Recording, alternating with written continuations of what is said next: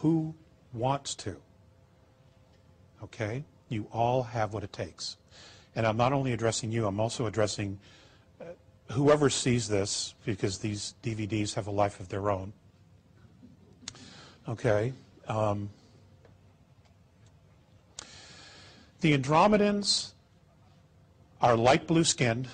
They have 3 sexes, androgynous, male and female. They live in a spiritual community where their lifespan is anywhere from an average of 1,900, 1,800 years to 2,300 years. Some of their race actually live much longer, but that's the average.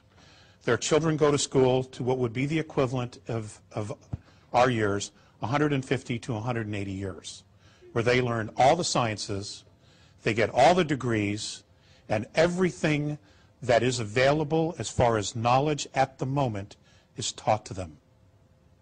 So when these kids grow up, they are in fact smarter than their parents. And that's called the law of consistency, which is what they practice.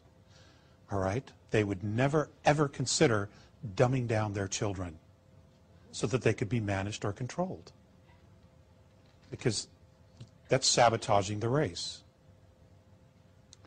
Okay? So they have all these sciences, they have all this technology. They travel in arcs, or motherships, we would call them. The one that I'm the most familiar with, that I spent 3 months on, is an 800 miles cylindrical sphere that has hundreds of floors. It is much bigger on the inside than it is on the outside. And I have no idea how they do that. I still don't know. But even their scout craft are bigger on the inside than they are on the outside. They have these enormous parks on the inside where they grow all their food. They are fruitarians. Okay? They breathe oxygen like we do. They drink water like we do, but they live off of fruit. And they grow these type of fruits on their craft. They have 20, 30, 40-mile parks on virtually every floor, and along the sides of the parks is where they habitate. There's like apartments all around the circles. And there's wildlife, there's animals, there's birds, things that look like squirrels. There's all these different life forms. They also have a lot of different colors. Because they're fifth density, their color spectrum is 221 colors, where our bandwidth is only 72 here. So it's impossible for me to share with you some of the colors that I've seen, because there's just no way. There's no point of reference for me to share that with you here. They have animals that, well, the closest thing they have is something that looks like a squirrel, but it isn't a squirrel.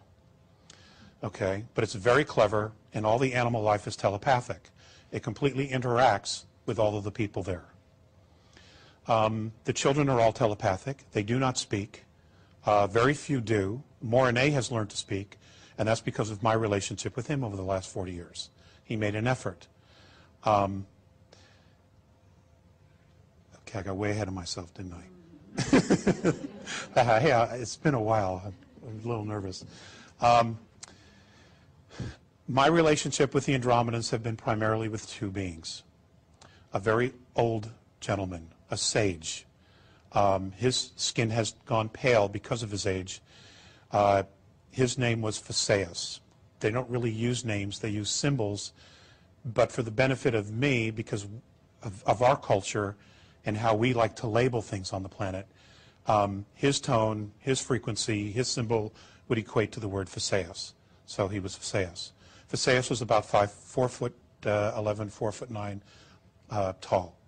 Very old. In our years, he was 4,300 years old. So he was like a Yoda, but very stiff, very stiff. Morine, on the other hand, is 2,300 years old. He was very young, very strong. He's 7 foot tall, 400 pounds, and he's just perfect. He's loosened up. He's learned to talk. He has a sense of humor. Many of them do, but because they're telepathic, you don't actually hear the jokes. Okay? And you know, and I was very self-conscious in the beginning because sometimes they would look and then they would smile and kind of giggle, and you know they're talking about you, but you just don't know what it is, you know. You can't even eavesdrop. So it's been an extremely interesting experience.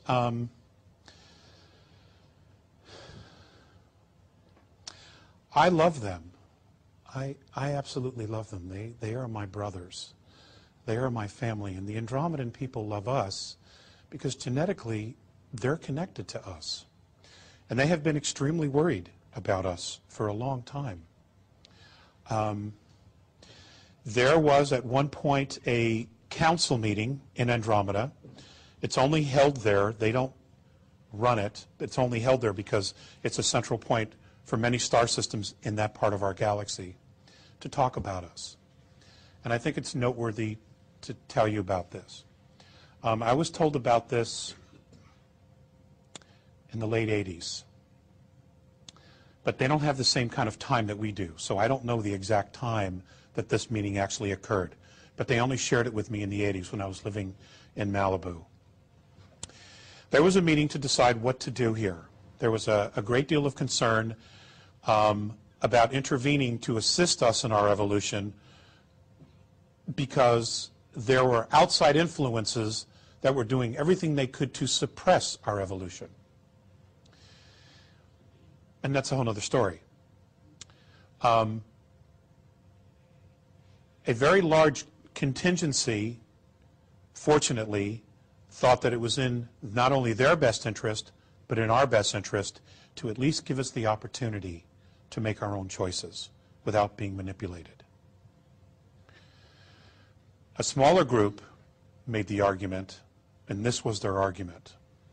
They don't respect themselves, they don't respect each other, and they don't respect their home. What is their value?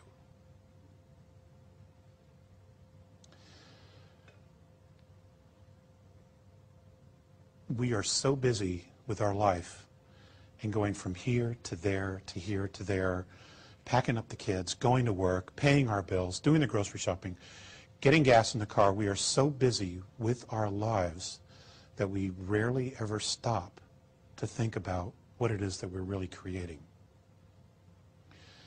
Sometimes something has to happen, like a 9/11, like the cyclone that just hit Myanmar, the earthquake that hit China, where we're jolted out of our reality and we're able to take a step back and say, whoa, what are we doing?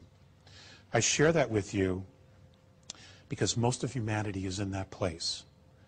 You know, their heads down and they're just pushing along, plodding along, trying to survive, trying to do everything that we've been doing and our ancestors have been doing for thousands and thousands and thousands of years. None of that stuff's going to work anymore. Okay? I know you guys already know that. Okay, the old paradigms are crumbling. They're done. It's just a question of time before they completely collapse and fall. And if you're watching that, if you're watching the world, you're beginning to see it. It's all crumbling. One of the things that the Andromedans are in awe of us about is our ability to create domains of knowing. So what am I talking about? The idea of human rights, the idea of a Bill of Rights, individual liberties, guaranteed rights of a people, how to live and how to be treated. That has not existed on our planet forever. Okay? But we created that. We created the idea of freedom. We created the idea of space travel. We created the idea of free energy.